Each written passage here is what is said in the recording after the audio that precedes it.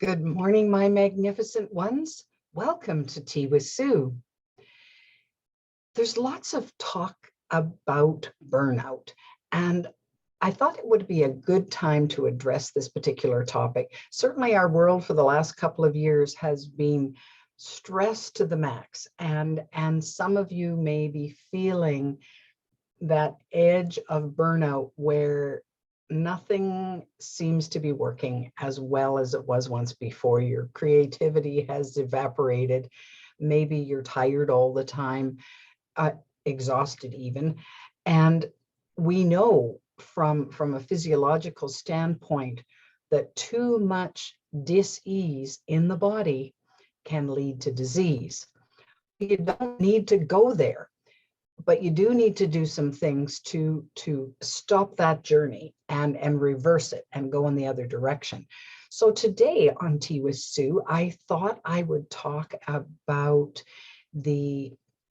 some of the strategies. I call them the 3 R's, some ways that you can reverse any sense of burnout or not managing well or not functioning well, not being at your peak or performing to your best level. So let's talk about that a little bit. So the 3 R's, rest, relaxation, and rejuvenation. And of course, the goal is to be able to recreate, to get those creative juices flowing again. The brain gets tired, and after a while, if there's too much going on, there's too much onslaught, it starts shutting down some of the juicy bits just to survive, just to keep us going, to keep our bodies in survival mode. Well, we want to thrive. We don't want to, at least I do. I don't want to just survive. I don't want to just get along. I want to feel vibrant and energetic and playful and all those things that go with what happens when we're able to function at peak capacity, basically. So let's take a look at the first of all, the rest. The rest, we keep seeing article after article in a lot of the news feeds about how the importance of getting enough sleep. I know far too many people who don't sleep well, who have insomnia or they just can't rest properly. It's a problem. It's a big deal. And because, like a battery, if you don't recharge the battery from time to time, if there's nothing recharging the battery, eventually the battery just flat out quits, and then you're going nowhere. Well, we don't want that. So how do we recharge? Well, the first part of that is to get enough rest. However you can accomplish that. Now, one of the ways that I found that helped me to get more quality rest was I read this cool book. It's called, let me just look at my notes here. It's called The Oxygen Advantage by Patrick McKeon. And in this book, he was talking about sometimes we get an imbalance of carbon dioxide to oxygen in our systems, and that can have a negative effect. And he said, particularly when we're sleeping at night, if we breathe through our mouths, then we're not getting that pure oxygen content that's properly filtered through our bodies as if we were breathing through our noses. Well, how do you know if you're breathing through your mouth if you're asleep? How do you know that? Well, you know that because you wake up with maybe a very dry throat. You wake up with a funny taste in your mouth and it's dry.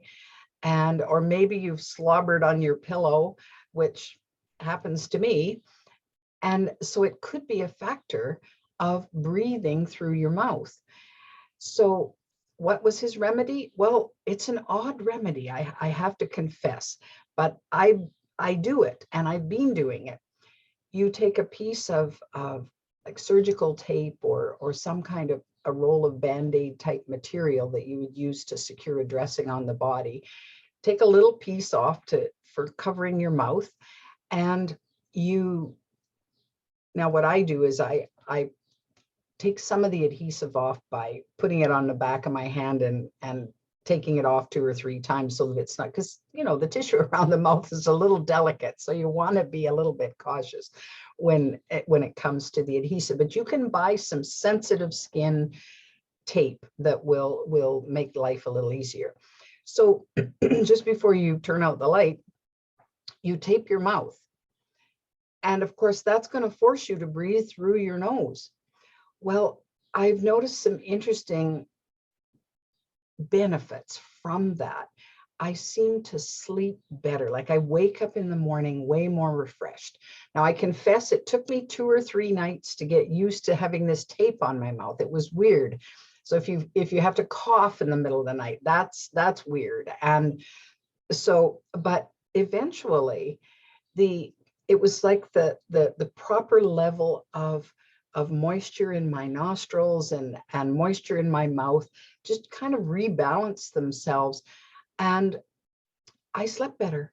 I just got a better sleep. So if you want to check that out, then check out this book called The Oxygen Advantage.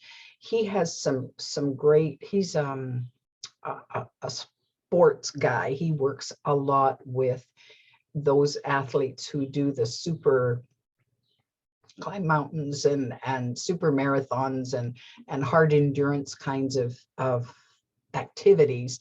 So he studied the benefits of oxygen in the system and what works and what doesn't work. And he had some really fascinating things to say. So it's a worthwhile read for sure.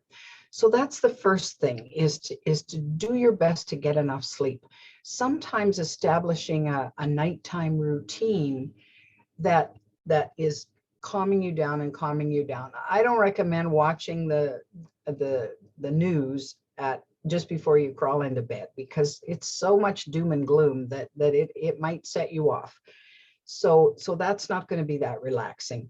Turn off the TV, and especially don't watch wild and crazy programs just before you go to bed, because that won't ease you into sleep. So whatever kind of nighttime routine you can create that just gently leads you into sleep, then to soothe yourself before you go to sleep, and then make sure you have enough rest. So I tend to be a bit of a night hawk, so it's a little harder for me to go to bed earlier.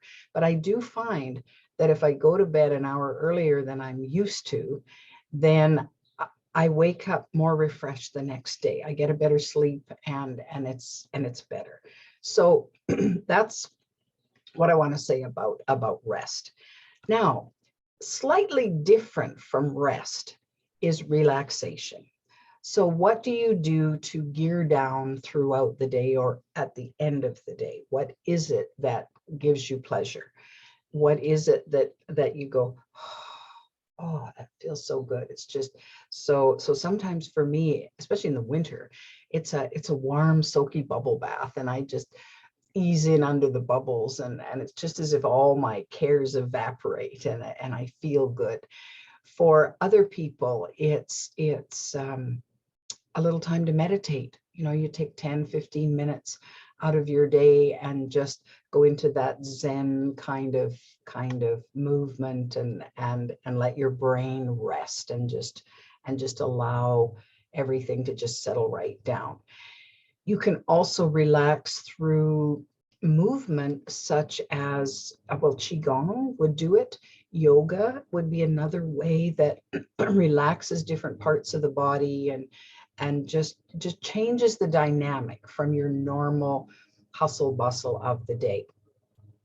And of course, anything that's fun, anything that you can do that you consider to be fun, is a great way to relax. So playing with your kids, maybe they're outside blowing bubbles, and they've got the bubble wand out, and that's fun. Or you blow up some balloons and play with those. Well, anything for a giggle that you can do that you consider to be relaxation. And it's different things for different people. I had relatives who were very talented with things like needlepoint and cross stitch and anything to do with sewing. That was very relaxing for them. I've taken up more, I've gone back to painting, and each lesson that I learn and each picture that I tackle, it's just my chance to just block out the world because I'm totally focused on what I'm doing on the canvas. So I find that very relaxing for me. So there's a myriad of things. If you're a reader, I love to read. So immersing myself in a pocket novel that just transports me to another world, I love that. So whatever floats your boat when it comes to relaxation, do what you can to make sure you get some of that every day, because when we deprive ourselves of that, when we put ourselves last in that boat, it doesn't serve us. And then eventually that's how burnout starts, is that we're not including ourselves in the equation. And so, well, everything else is more important than me. Well, if I get to it, I'll do that. No, no, no. Make it a priority to put it in your day. So the last thing I want to talk about is rejuvenation.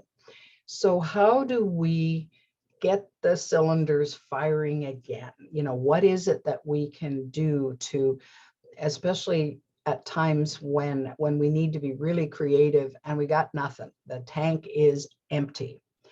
Well, one of the biggest sources of rejuvenation is a vacation. It's getting away from everything. And when I talk about a vacation, it's not going to visit your relatives.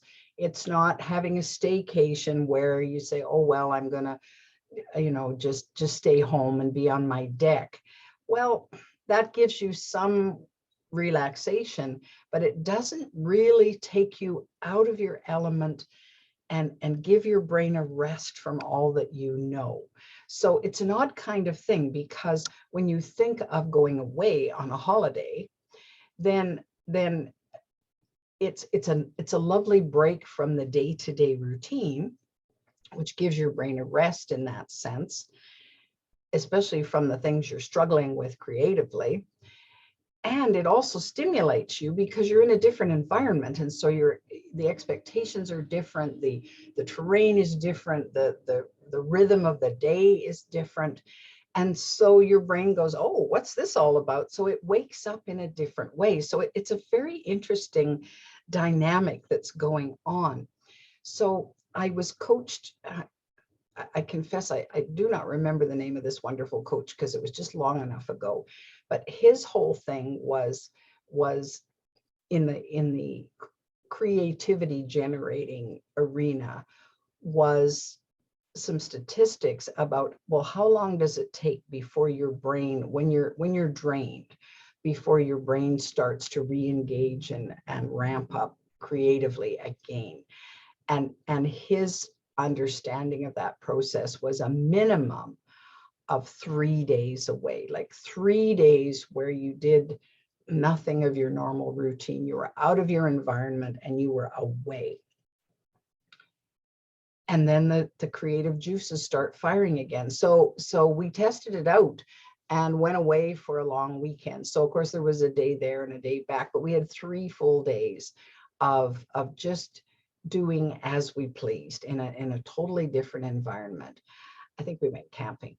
And it was so interesting that on the drive home, my brain started waking up and firing up with all these creative ideas, and I'm scrambling for pen and paper. And I'd gone away with some things weighing heavily on my mind that I didn't know how to resolve or what to do about next. And my brain just woke up and said, well, what about this? And what about this? And I started chattering away like a chipmunk, expressing these ideas because it was so refreshing to have this little flood of new things going on in my mind. So I thought, you know what? That works. That works. Well, if you give yourself even longer, you go away for a week or 2 weeks or 3 weeks or a month. Well, all of that will serve you to help you rejuvenate and regenerate and, of course, recreate. I think it's so interesting that the word recreation, the root of it is recreate. Well, it's to create again, and maybe in an entirely different way that you never thought of before you went away, or when your battery was just drained. So this is a good time of year to do that, because in the summertime, people want to play anyway. I know I do. I'm not as focused on that work as I might be in the wintertime, when it's too cold to go out and, oh, I might as well work. So give yourself the benefit right now, right here, right today. You know you're magnificent enough to do this, and sort out, think about, well, am I getting enough rest? Am I pushing myself too hard? Do I need to back off a little bit? Am I, I mean, this communication vessel that we live in needs our support. It will not function at its peak capacity or peak efficiency without us paying attention to it and doing the things that serve it. So one of the things that serves the body is enough rest. Another thing, of course, is enough relaxation. You need that, what would I call it? That balance between the push, push, push and the low down. When people do weights and so on, and that, I think they're calling it endurance training now. There's always a time of rest, and the top professionals who teach this approach to getting in top physical condition insist that you have some rest time, because your muscles need to recover. Well, your whole body needs to recover from an onslaught of push, push, push. So give yourself a much needed break that way, and your body will thank you. It will reward you with more strength and more endurance down the road. But not if you ignore it, not if you just keep on keeping on. It's too hard on the body. So make sure you get enough relaxation, and then find ways to rejuvenate. If you're feeling that sense of, oh, there's nothing left in the tank anymore, I really need a break. So I'm off to Jamaica next week for a wedding of some very dear friends, and I'm just so looking forward to having that major relaxation. I'm not sure how much rest I'm going to get. But it'll be rest of a different kind. I may or may not get enough sleep. We'll see. But I certainly plan to take full advantage of every moment that I'm away to just drink in and breathe in all the sights and sounds, to meet with these dear friends that I don't often get a lot of opportunity to connect with person to person, because they're from all over the place, and just have as much fun as I can. I plan to be splashing in the pool lots and padding the beach by the ocean. It'll be glorious. So I expect to come back thoroughly rejuvenated and revived and revitalized. So do this for you, my magnificent ones. You deserve to have the maximum experience in life, and I think you can. I know you can. Let's do it. Let's just do it, okay? So in the meantime, as I've said before, that if you're enjoying Tea with Sue, you're welcome to subscribe to my channel, where you'll get notifications if you hit the little bell button when a new video comes up. And of course, I always download all of my videos to my app, The Magnificence Mentor. So if you're new to Tea with Sue, you can always get there. I think this is episode number 80, so there are like 79 more on my app. So you can download, it's a free download, and subscribe to become a member of my app, and which is free as well, and you'll get more content. So take good care, dear ones. I'll look forward to connecting with you next on Tea with Sue.